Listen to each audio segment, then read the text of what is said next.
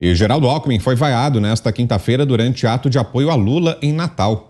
O público, formado por petistas e militantes do PSB, PCdoB e PSOL, vaiou o ex-governador de São Paulo 2 vezes. A primeira quando teve o nome anunciado e a segunda quando discursou. Tanto o mestre de cerimônia quanto Alckmin precisaram iniciar as falas rapidamente para abafar as vaias. Acompanhe. Alckmin! Geraldo Alckmin!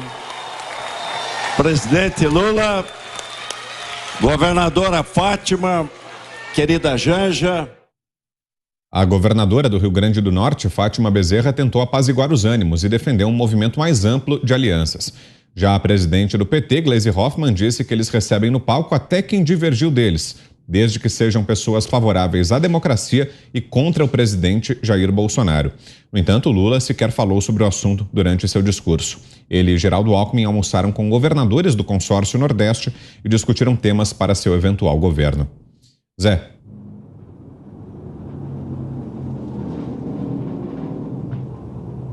Olha, primeiro, esse consórcio do Nordeste é que está entrando no Supremo Tribunal Federal contra a lei aprovada no Congresso, proposta pelo governo, que define ali limites na cobrança do ICMS.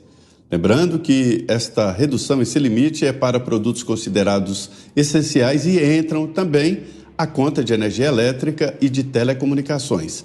O ex-presidente Lula está se aliando às pessoas que estão contra o presidente Jair Bolsonaro. Não pode existir uma bandeira de campanha para a presidência da República do contra. O Lula está sendo cobrado para apresentar efetivamente propostas de governo. E não se iludam, o governo que qualquer presidente vai pegar a partir de janeiro será totalmente diferente dos últimos governos.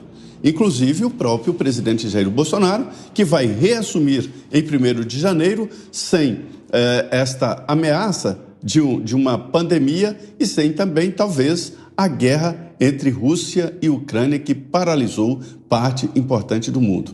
Esses discursos do ex-presidente Lula são uma demonstração clara de que é uma tentativa de chegar ao poder pelo poder. E esta relação dos petistas com o vice Geraldo Alckmin, além de ser uma falta de respeito, né? Afinal, os dois estão casados. Lula está casado no casamento com a Janja, mas na política com Geraldo Alckmin. E casado de papel passado mesmo. Isso é oficial. E nunca vi um grupo político constranger os seus aliados. É o que acontece. Mas sabe por quê? É igual a água e óleo. Se você misturar e colocar em repouso, daqui a pouco você verá que vai ficar ali o óleo e a água separados. O retrato disso a gente viu na reunião do PT que apresentou o Alckmin.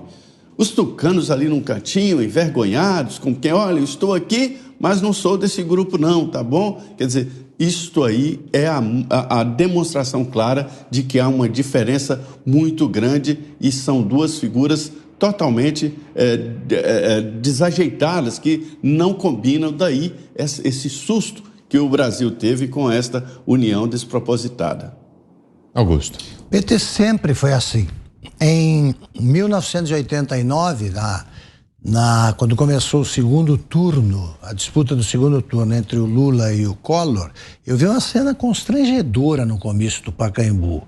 Chegaram, o comício já estava em curso quando chegou um grupo de políticos do PSDB para apoiar o Lula oficialmente. Então estavam lá Mário Covas, Fernando Henrique, todos os grão-tucanos, né, como se chamava ali na época. Eles foram vaiados.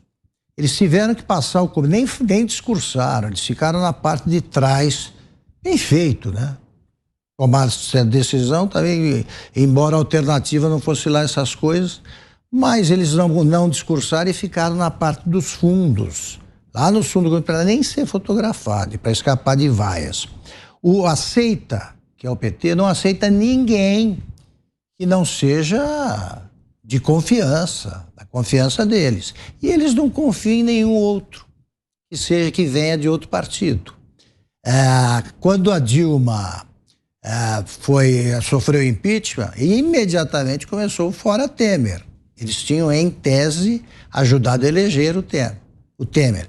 E vocês têm dúvida de que, se vingar, né, a esperança biológica do Alckmin, no primeiro dia do governo Alckmin vai começar o fora Alckmin por parte do PT? Eles nunca cedem à cabeça da chapa. É sempre o segundo, né, o complemento que eles negociam. Então o PT é assim mesmo. Agora o Alckmin merece, né? Até que ele aprenda pelo menos a letra da Internacional Socialista e pare de dizer Brasil como o Getúlio Vargas. Então, até lá é para passar vergonha, não? Ilza.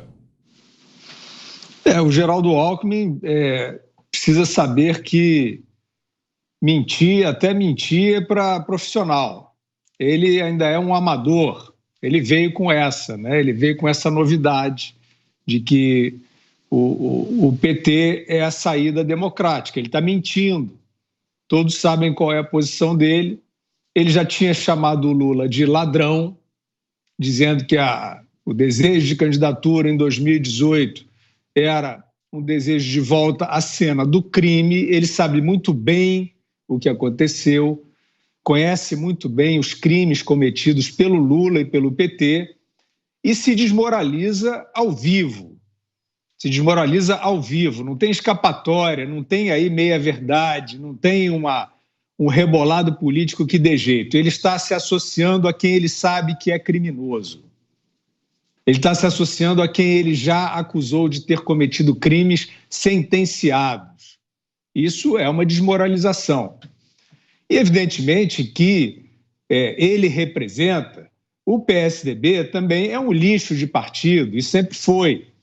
Também tem lá o seu parasitismo, etc. Mas hoje está meio na moda dizer que são partidos siameses.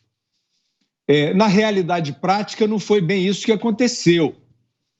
Foi sob governos, né, de integrantes do PSDB, que, volto a dizer, é um partido também fisiológico, cheio de vaidosos, mas que deu espaço para agendas de responsabilidade fiscal, tanto no governo federal quanto em São Paulo.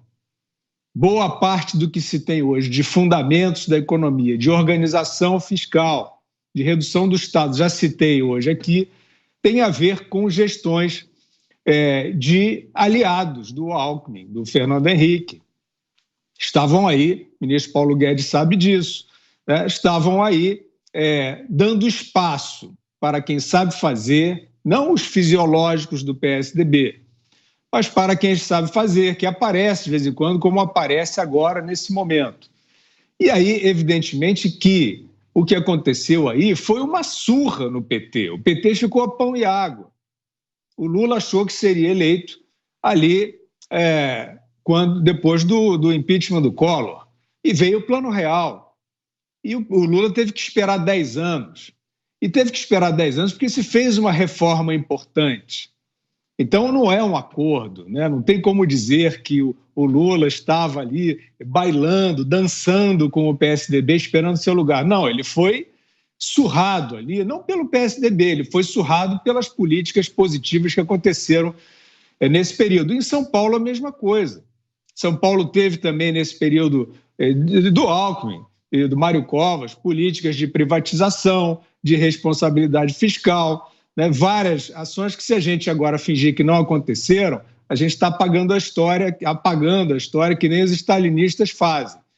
E o PT em São Paulo tomou uma surra de 30 anos dessas políticas, que não era essa mentirada do Alckmin agora, né? que era uma agenda que o povo de São Paulo, o paulista, o paulistano, desejou, liderou o país nesse tipo de agenda, e o PT quer sempre boquinha, cargo, esquema no lixo, esquema no transporte, etc. e tal, e ficou fora, ficou a ver navios esse tempo todo. Então agora, por mais que o Alckmin minta, e ele ainda é um amador na mentira, ele vai ser vaiado por esses que ficaram esperando tanto tempo pela boquinha em São Paulo.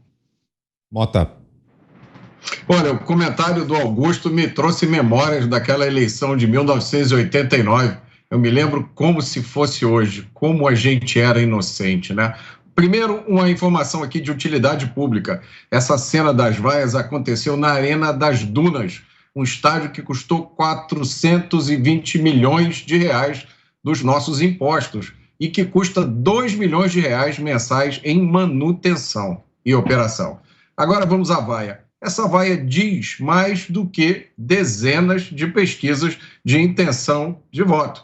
Ora, quem vota em Lula não vota em Alckmin. Quem vota em Alckmin não vota em Lula. Qual é a explicação, então, da chapa Lula-Alckmin? É muito difícil dizer. É um mistério que tem dado até margem a teorias de conspiração curiosas, né? Tem gente que diz que essa chapa seria uma reedição da teoria das tesouras, em que PSDB e PT fingiam ser oposição um ao outro, mas, na verdade, o que eles tinham era um plano para dividir o país.